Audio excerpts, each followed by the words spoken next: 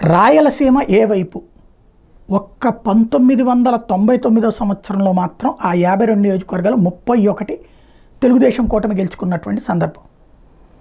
మరెప్పుడు ఆ స్థాయిలో రాలేదు. తర్వాత ఒకసారి 22 లాస్ట్ ట్రిప్ వచ్చినటువంటిది 2014. మొన్నటిసారి కేవలం 3 స్థానాలకు పరిమితమైంది తెలుగుదేశం పార్టీ.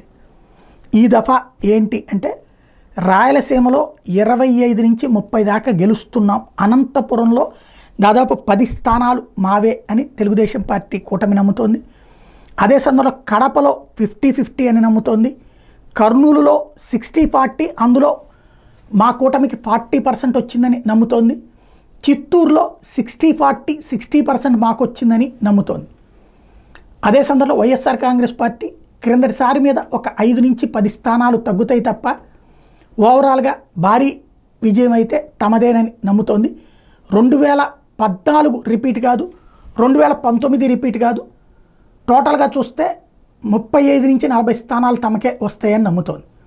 రాయలసీమ వాసులు పోలరైజేషన్ అయ్యారా, అటుకో ఇటుకో, లేదా ఎవరి ఓట్లు వాళ్ళు వేసుకున్నారా, ఇది 4వ తారీఖుకి తేలుతుంది.